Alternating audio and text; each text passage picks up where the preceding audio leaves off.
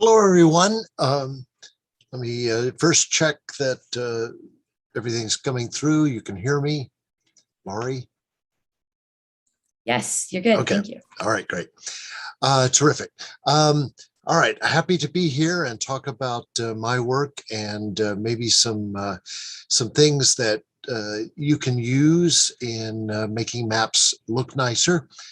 So I'm going to start just a PowerPoint that helps me with some of the points that I want to talk about, and all right, and make sure that I'm able to advance this.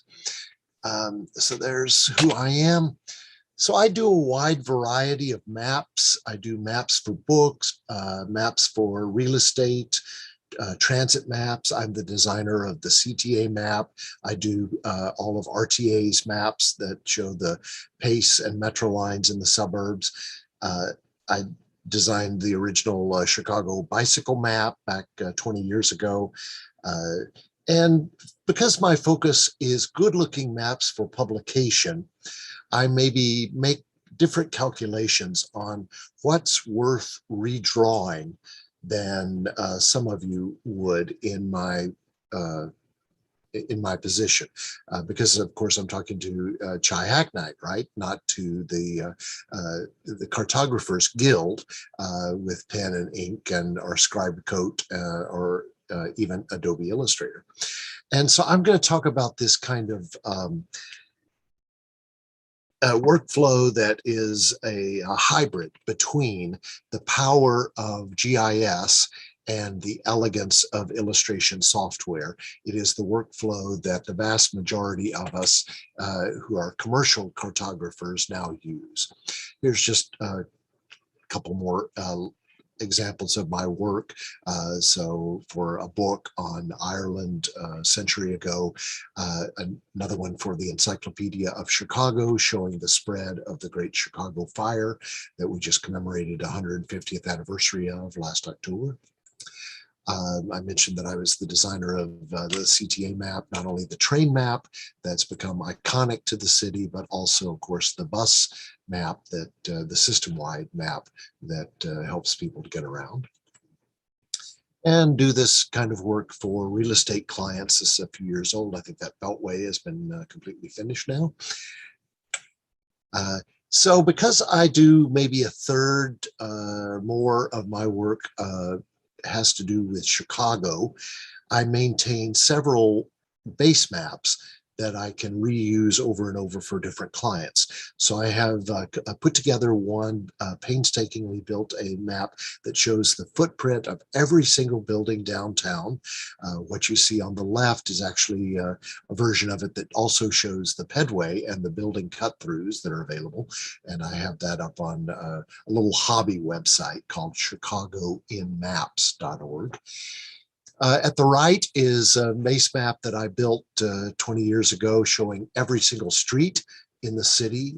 We'll talk a little bit more about that in a minute. So you can see what what an amount of work that was to draw every street in the city and adjacent suburbs back before we had GIS data for Northern Illinois.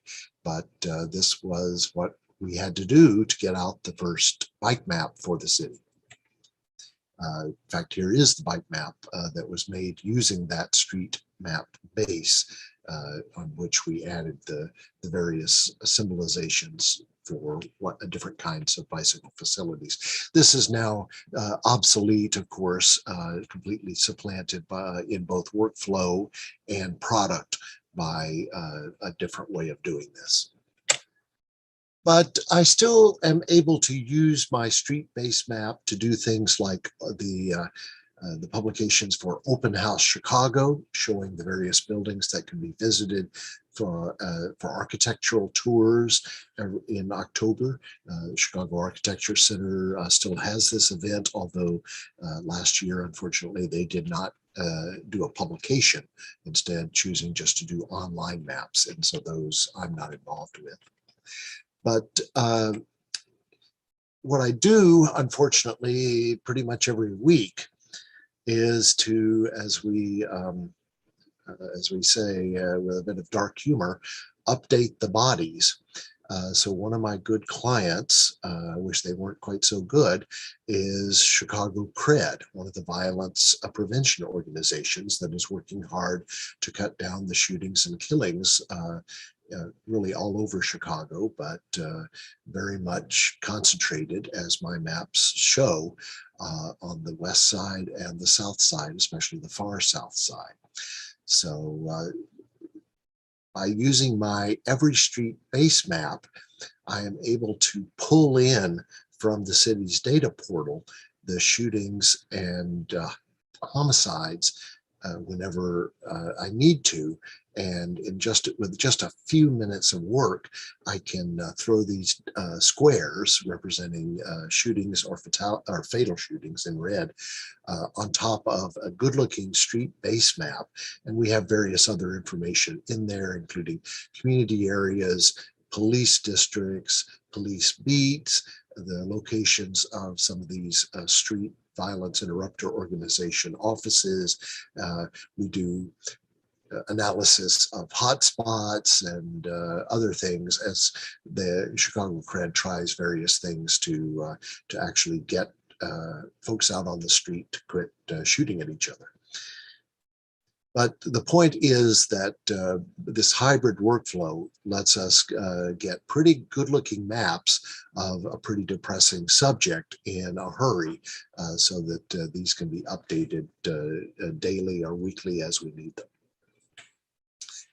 This is the sort of thing that I might do for a real estate or business client. In this case, it happened to be banks showing not only their location of bank branches, but they also wanted to see zip codes, and then they wanted to see an indication of median household income. So bringing in both zip code and census tract information, but making the map look like a nice looking map means that I've got background information that is kind of pure GIS, and I've got foreground information, these arterial streets and the freeways, expressways we say in the Chicago area, forest preserves, O'Hare, even the city limits of Chicago that I have drawn by hand, but very carefully so that they will line up with these underlying boundaries that are generated by GIS files. Here is another example, something I do for publication that does these poster-sized maps that show, for instance, where the scrap shredders, that is the kinds of machines that can grind up an entire automobile or other steel scrap and turn it into something that goes off to a steel mill to be recycled. Where are those located around the country? We do some similar maps. This is for American Metals Market magazine, showing the location of pipe and tube producers in the steel industry, and also various automotive parts that are an important user of steel and other metals, aluminum and so forth. And so I do 3 of these every year for them. So because it's a poster-sized map, you know, I want it to be worth looking at. And so I've spent a lot of time and effort making a nice looking map with color shaded relief, state boundaries that line up with the rivers that are out in the middle of the Great Lakes where they should be. I've drawn the freeways of the entire country, including the beltways of, say, Houston or Dallas or Charlotte, that are very much simplified to look very nice if you walk right up to the map. But because I've done that in a known projection and scale, and there's a slide a little later on that we'll see that shows how this works, I can bring in, just with lat long, the locations of these individual businesses and have them plop down into place in the proper location on a good looking base map. I do a lot of maps for the railfan press. Railfans are still willing to pay for publications for books and magazines, and those publications are still willing to pay me to make nice looking maps. So here's a map of Washington State showing short line railroads, in which I have abstracted some of them automatically using an algorithm, but many more of these railroads I just went in and traced, simplifying as I went, so that they both look nice and dropped into the river valleys of the shaded relief properly. This is some pioneering work I did 15, 18 years ago for the Encyclopedia of Chicago, kind of the God's eye view of Chicago, showing different ethnic groups as dot density. That was something that at that time nobody had really done. Since then, we've seen a number of examples of it that have gone around, gone viral, however things gone viral these days. But this was an innovative concept when I came up with it in 2001 and mapped out using the 2000 census data, where one dot for every, I think it's 200 white people in the blue, every 200 Hispanics in the purple, African Americans in the green, and Asian in the yellow. So there are three principles that are kind of the takeaway from tonight's presentation. The first is this psychographic principle that we've understood for decades, that lessening the eye noise or the cognitive load, the amount that the reader has to take in, improves the communication. And that is the point, the rationale for doing all of this hard work rather than letting the computer just generate what the computer would generate from the great geodata that we have access to nowadays. The second is to do that, we use our cartographic license, our artistic license in a cartographic scope, the tools of generalization, of abstraction, of displacement, of aggregation, and some other tools that I'll show an example or two of. And finally, I want you to understand that all map representations have an intrinsic scale.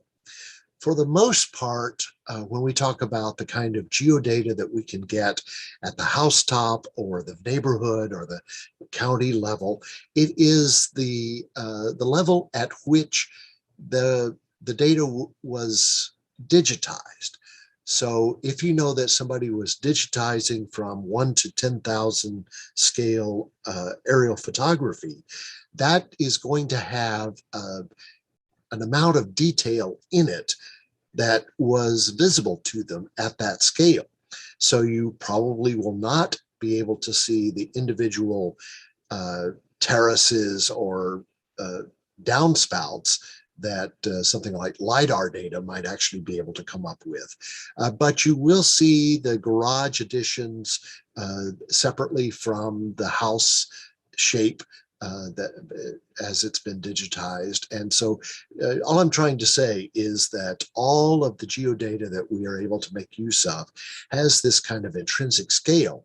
And if we go too far up or down from that intrinsic scale, there's problems. So we'll move on from these principles. Sorry, I really wish we were all in the same room together so that I could be interrupted by people shouting and throwing fruit from the audience, and see a few examples. So here on the left is the kind of thing that you get from ordinary run-of-the-mill precise geodata, the kind of thing that can be downloaded from a whole number of sources, whether it's the Census Bureau or naturalearthdata.org, which is the favorite site of most of us professionals in the field. And on the right is something that I came up with, nearly 40 years ago, and now have in digital form, a very abstracted US shapes file. And when would you use each? Well, if you're just doing the kind of choropleth map that only is showing in which states abortion trigger laws will take effect if Roe v. Wade is overturned, or something else. Gay marriage, we used to use as the example of in which states is gay marriage legal, partially legal, so forth. You don't really need to see every detail of the coastline of Louisiana or the inlets of the Chesapeake Bay to be able to just color the shapes so that you can just differentiate among the 50. And the same is true if you have, say, a client that wants to show in which big cities they have offices. Well, I can put Charlotte, Atlanta, Dallas, St. Louis, and Denver on the map on the right, and it's none the worse for it. Nobody actually needs to know that, exactly where in the bend of the Mississippi or how close to Lake Pontchartrain the New Orleans office is, if we're just using it as a little thumbnail on a web page or in the beginning of an annual report. And there is a project called projectlinework.org that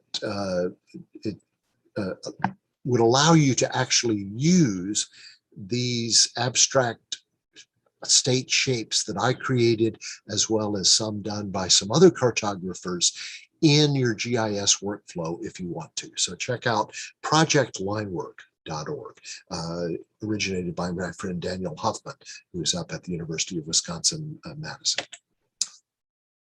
So I talked earlier about the cartographic license. And here's an example that will be familiar to anyone who's ever worked on maps of Chicago. What happens on the near southwest side, where we have the Sanitary and Ship Canal, or the South Branch of the river, technically, and the railroad, which I know by an old name, I won't get into that, I-55, the Stevenson Expressway, and the Orange Line and Archer Avenue, all squeezed into this very narrow space. So at certain scales, and what you see at the bottom is something that I might have done at, say, 1 to 150,000 or larger, smaller scale, I should say. I really have to displace things from their true position in order to squeeze in all of the lines, which are, of course, much broader than their true width on the ground, as you can see comparing with the aerial photo there. So this is a principle that serious cartographers know, but that folks don't always appreciate when they're just bringing in geodata, and you end up with things that are right on top of each other, whereas the old tradition in cartography was to displace, aggregate, simplify so that we could see everything individually. When would you use that sort of thing to lessen the eye noise? So here are 3 different I'm sorry, I'm trying to think of the word that I want. Abstraction levels, even though I have enlarged them to roughly the same scale. I'm showing the Chicago area expressway network. Now, at the left is what I would get from GIS data, come in from some source. In the middle is some redrawn data that I did probably for 1 to 100,000 or thereabouts base map that I created many decades ago. And at the right is a severely abstracted representation of the network, as well as the city limits of Chicago that that I might use at just a thumbnail size. So very small on a page or on a web page, but it is just as accurate, even though it is not as precise. And so for a use like this, showing small multiples of the growth of the Chicago area expressway system, that level of detail that I might have gotten from just bringing in the raw geodata, or even abstracting it a small amount, is not quite enough. Instead, the highly abstracted form is, I think, most pleasing to the eye in a usage like this. And version of this actually appears in the Encyclopedia of Chicago. These are some kind of special cases. I'll mention out west, where things like national forests often have a lot of individual inholdings that are private property within the larger boundary of the national forests, or even national parks in some cases.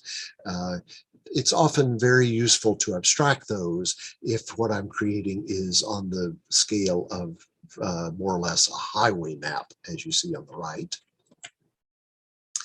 I'm going to, we all are quite familiar with how easy it is nowadays to get the geodata from various repositories around the country that are put up by local governments. And I mentioned Natural Earth earlier, Overpass Turbo, many of you will have used to be able to bring geodata in from OpenStreetMap.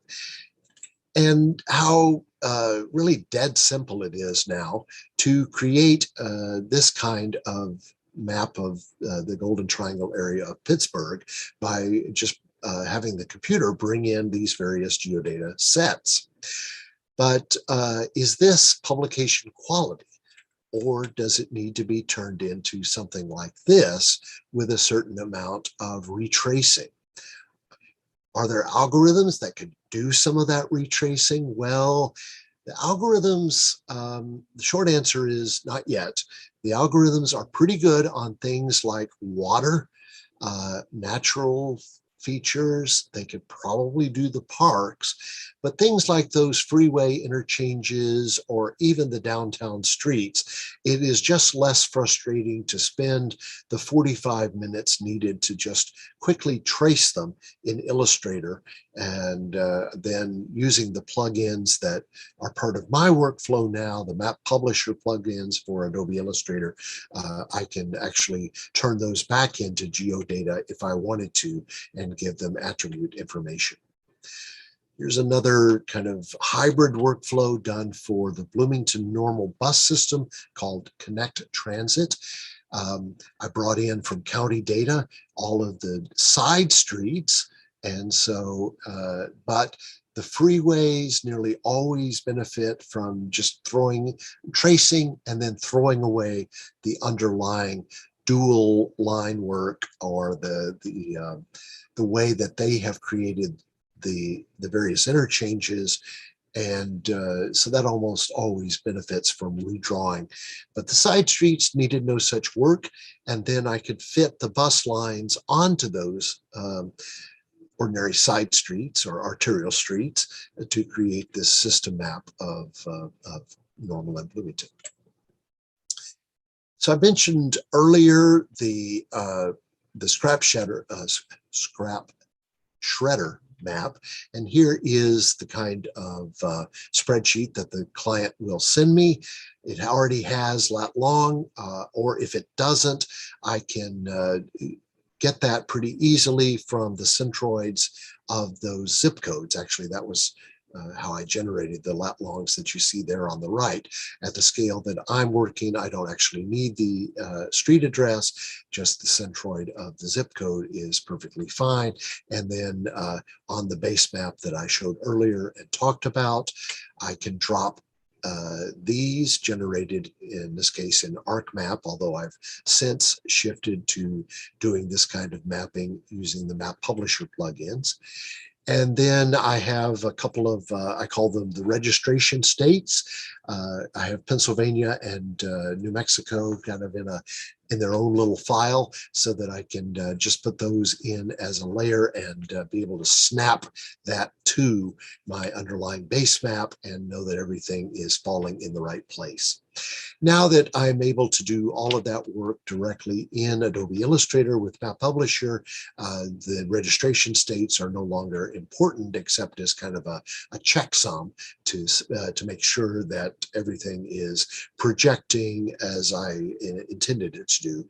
Or, of course, I can always check the attributes by just poking at one of these dots and seeing what zip code, what town and state it is in.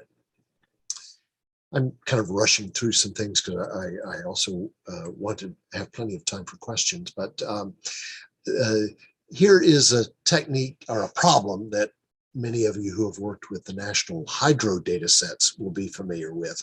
How tough it is to try to thin this data set down to just the main rivers that you want. And so finally one day I just threw up my hands about the classification codes that USGS had used, and instead went and pulled an old atlas off the shelf and stood on the shoulders of giants. I said, you know, the guys who made this atlas in the 1970s spent a lot of time and brain power deciding what were the important rivers to show in Montana, and I can just type those in as a list and have, in this case, ArcMap, select the streams that happen to have those attributes as names, and that allows me to thin down very efficiently things like river sets if I'm using it on a very small scale map. So I make a kind of a work map. In this case, the green are the railroad lines that come in from another national transportation geodata set. And I will go in and redraw, as I mentioned, the rivers. That's what you see in the very thin black at upper right. So I'm just drawing the Missouri River as at this scale, a very thick blue line right down the middle, and simplifying as I go. Because not only can you not step in the same river twice, but you can't map the same river twice. The sandbars that were there on the day that they flew the aerials that somebody then painstakingly digitized are no more a representation, an accurate representation of the Missouri River today than my thick blue line is. So this is the sort of cartographic license that I'm able to put up on the dashboard and say, look, I've got one. Don't judge me, don't at me, because I simplified down the middle of the Missouri River. It is just as accurate.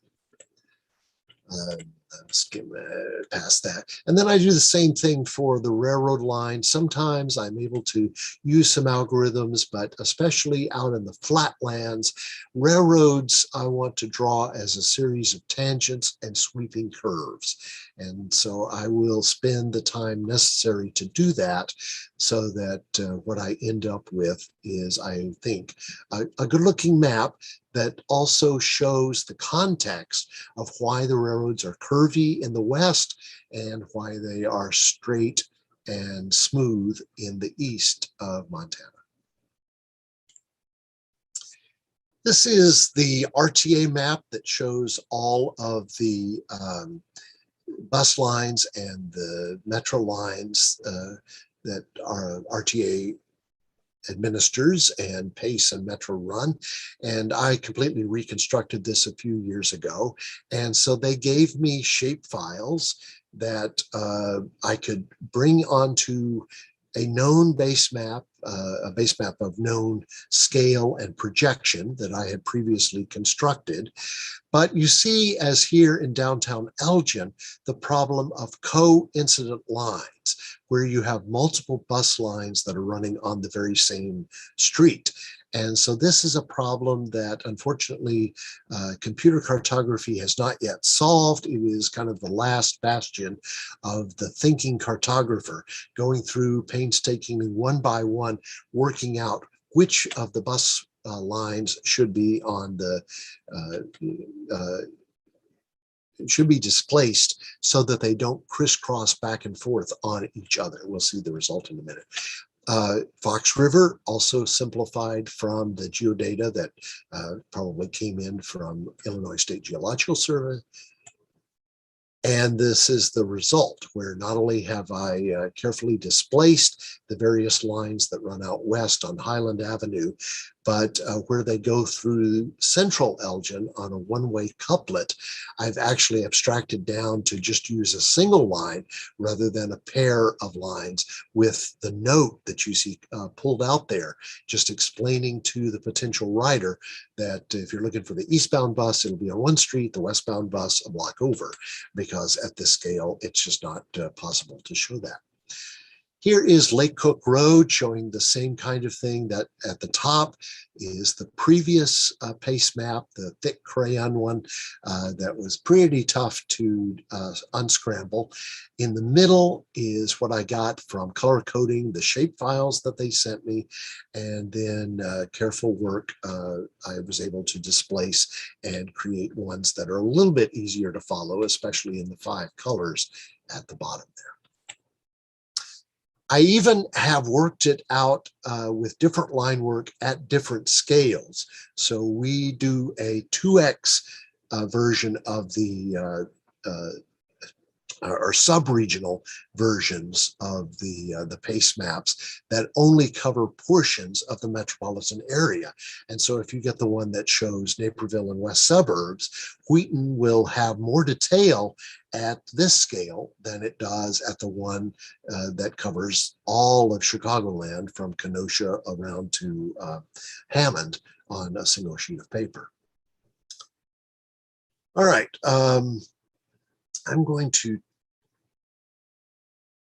well, to save time, I'm going to show this, wind up with my epigram, which is attributed to Antoine de Saint-Exupéry, that perfection in anything is attained not when nothing more can be added, but when nothing more can be taken away. And that is the kind of design principle that I am always trying to follow in deciding what is worth redrawing. I will come back to these once we get into the questioning, so that you don't have to take these down, or we will post them in the chat. Somehow they'll be available to you. But I want to instead shift and very briefly show a few projects that are actually on the boards recently or now, and just talk about this. All right, we already talked about these, bringing in the shootings and killings and having them fall on top of a nice looking base map. Now, in this case, housetop level is not achievable because the city of Chicago, for various privacy reasons, mungs the underlying data, shifts it by what amounts to roughly 800 feet, up to 800 feet in a random amount and direction. So we are only able to get within a 2-block radius of where the actual shooting occurred. But the folks that are out working the streets, they know which shooting we're talking about when they examine these maps. I'm going to come back to that one. This is the sort of base map that I might put together for a client in the real estate industry. And working at this scale, I was able to bring in the arterial roads that Atlanta Regional Council had digitized and available to me. But I decided worth redrawing were my county lines. So I just traced over the ones that they had as polygons and constructed them in a slightly different way. I always redraw freeways. As I mentioned before, that just always looks nicer when I get rid of the 2 different lines that they have digitized them at, and instead do a single line with a median down the middle. There are places in the world, if anybody knows Cincinnati, I-85 actually splits to a degree that the northbound and southbound lanes are nearly a mile apart, with an entire town in the middle of them. But those are not very many. And as Professor Harold Hill always reminds us, you got to know the territory. So this is another of the things that I want to leave you with when you're working on maps. You got to know the territory. I recently stumbled across a printed map of Chicago's north side, in which Goose Island has turned into a big lake because somebody who didn't know the territory didn't realize that the river is a compound path where it goes around Goose Island, and left that as all water in the middle. Dallas-Fort Worth, done for the same client as the previous one. Again, redrew all of the freeways, the county lines, the airports, and I nearly always redraw and dramatically simplify the municipal boundaries of the major cities. One of the things that is just a headache for all of us in the business nowadays is how complex municipal boundaries have gotten. And so I have a simplified Chicago one, but it is not geo-aware. That is one of my long-term projects to dramatically simplify the municipal boundaries of the various suburbs so that I can have something with this little eye noise that I can use for various clients. Here is an example. I have carefully built out a 1 to 150,000 scale map of the region that is geo-aware, by which I mean Map Publisher has a scale and projection so that if I bring in XY points or even new data sets, they will fall into the right place. But here I brought in, say, the city limits of Naperville, and then I drew my own abstracted and simplified city limits of Naperville and threw away the original because the letter-sized map that you see framed there in the center of the screen is all that was going to the client, and we wanted to make it look nice for the kind of report that they were doing. And finally, I'm going to just kind of wind up with this one because I want to get to questions. This is something I'm still working on, where I want to do a map of the railroads that carried passenger trains in the Chicago region in circa 1950. Now, what you see in the green here, let me go ahead and highlight it. These are from a modern railroad database that gives me positional accuracy for all of these railroads, at least the ones that remain. But at the scale that I'm going to be using this map, and where all I really will have are major rivers, towns, and the railroad lines, which will have the names circa 1950 next to them. I decided that I wanted to abstract that quite a bit. And so I have been going line by line, and now I'm going back county by county. So first I went out from Chicago line by line, redrawing and abstracting as I went these railroad lines. Now, why would I bother to redraw something that an algorithm can abstract for me? Well, I'm old enough, perhaps a few of you are old enough to remember doing college papers when you would do a first draft and a second draft. And if you retyped it, the words went through your brain and came out better the second time. Architects use this technique for generations before they got rather inured to SketchUp and the other modern techniques that they use. But it is still extremely valuable to have your brain think a second time about how necessary to the understanding of the reader is that curve, is that kink. But again, you've got to know the territory. So there are places where the kink is necessary because it's going to shift from one side of the Illinois River to the other.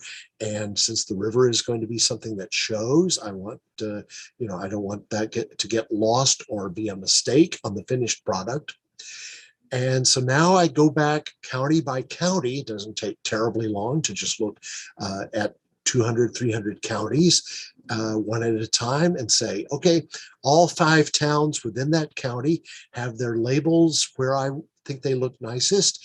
and they have their dots on the railroad line, if that's accurate. I ran into a situation in Wisconsin yesterday where that was a bit of a problem, a bit of an issue. But this is the kind of retyping, if you will, or re-examination that I think pays the dividends with a good-looking map. So I apologize for the breakneck speed. I'm going to go back to the other other presentation, just so that we have those things up. Oh, Josh was able to get those in the chat. So. Okay. All right then. So should I just end and have you look at me? Yeah, that would be great. We do have some questions in the chat. All right, great. So I will start with, how do you make your color selections, and how have accessibility considerations shaped your work? So color is something where I rely on years of experience and work with CMYK color palette in printing. Of course, now for web mapping, we also have to think in RGB color spaces. But so that is largely a matter of experience. I have some books to my left on the shelf that give me color palettes. And then a friend of mine, Cindy Brewer at Penn State, and some of her grad students came up with colorbrewer.org, and I actually registered the domain name for her so that people could find Color Brewer online. She got a National Science Foundation grant to study which colors could be perceived as distinct from each other. The whole question of accessibility on color is a knotty one, because which type of color blindness are we planning for? And I confess that as somebody who really needs to get on to the next project, I typically follow my client's lead on that. And so far, it is rare for my clients to ask me to be terribly concerned about things like red-green color blindness in any of the projects that I have done. I'm working on a project for Allerton Park down in Monticello, Illinois. And the client recently said, I want you to take the names of the trails off of the map, like Red Trail. They'll be able to see that from the color on the map. And I had to remind her that that's not true for, what is it, 8 or 10% of the male population that wouldn't be able to tell which is the red trail without the name next to it. Well, thank you. Yeah. Another question. Do you have recommendations for ways to balance between kind of the stark GIS data and the beautiful renditions that you have shown us here for online maps? Is there some kind of like in-between solution that you would recommend for others? Well, the main thing is to think about the geometry of different types of line work. So arterial streets, especially in the Midwest and West, I always want to make them as straight as I can. And freeways in particularly flatland areas, Dallas, Fort Worth, or the LA basin, similarly, I'm going to want to redraw because they just don't need very many curves. On the other hand, rivers, water features, typically the algorithms can do a pretty good job. We have a couple of good algorithms built into the tools now. Map Publisher has both Douglas Poiker and well, I can't remember the name of the two, but anyway, these are built into most of the modern GIS tools, whether it's QGIS, ArcMap, or a Map Publisher, and so those work quite nicely for natural features. But in my experience, railroads, freeways, big parks, and the city limits of the main municipality are nearly always worth the time it takes to redraw them. And at other scales, that may be true of other things as well. This is maybe related. You mentioned QGIS there. Someone asked, for those without access to Illustrator, are there any free open source tools that you would recommend that have similar support? Inkscape is the open source competitor, I guess you would say, or alternative to Adobe Illustrator. But I have to say that, Illustrator, Adobe does have some lower cost programs, both for students and also anybody who can make a good claim to being in the nonprofit world. There are things available through TechSoup.org that give you extremely attractive pricing.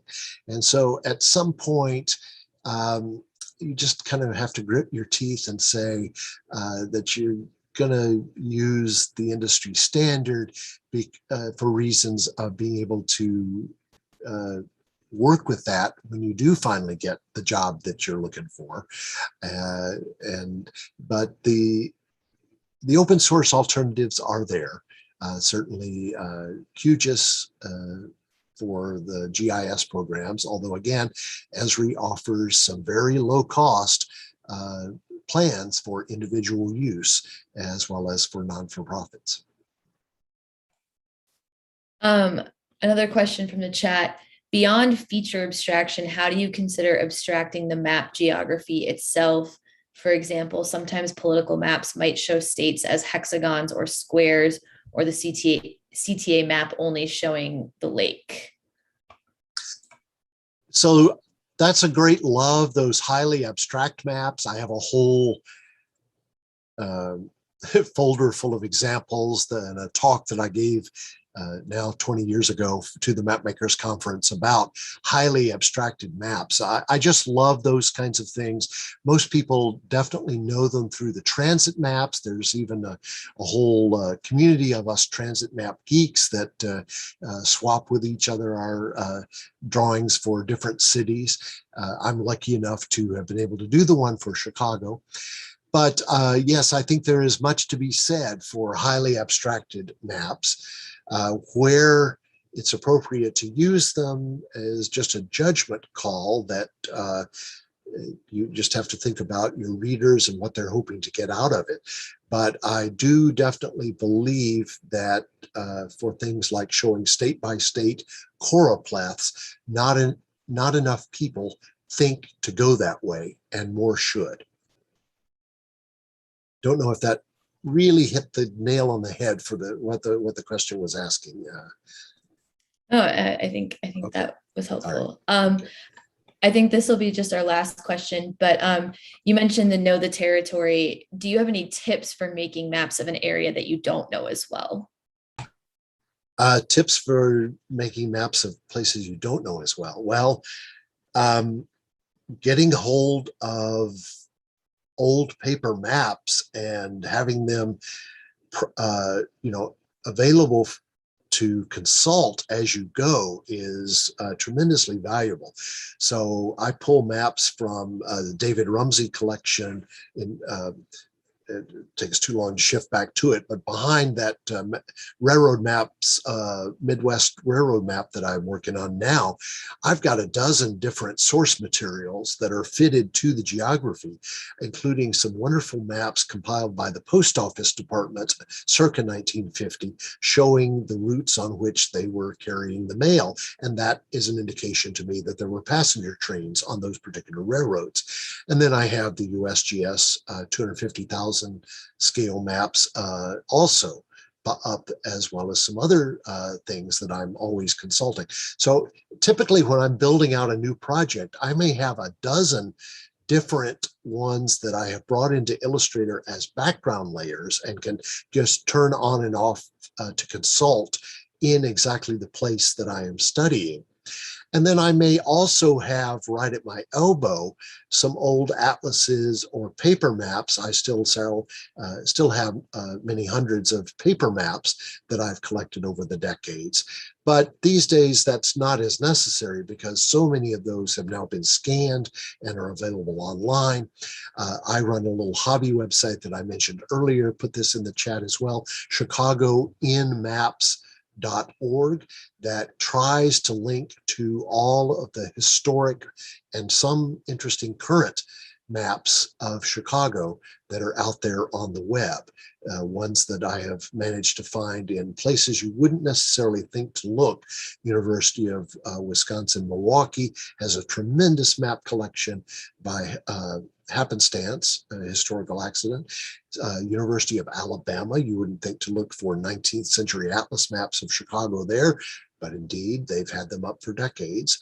Texas A&M, anyway, various other things, but you can always find them as I find them by looking on chicagoinmaps.org. I think we'll have to leave it there, but thank you so much on behalf of a very interested and appreciative chat. I will say thank you again. And for folks who are on the YouTube, remember that you can hop over to the remote Zoom. If we can pull up the slide possibly. And yeah. Just as I say farewell, I am delighted to have emails from anybody. So put my email address in the chat as well. I don't mind random questions. Hey, where do you think I might be able to find? Because chances are good, I've had to look it up. Thank you very much. Yeah. I think we can share that out possibly on Slack. Just as we're ending the live stream. But yeah, thank you again, Dennis. This was really, really great. And everyone else, we hope to see you over in the other Zoom call. So thanks, everybody. Oh, and I'm supposed to say to conclude, go forth and hack. Thanks, everybody.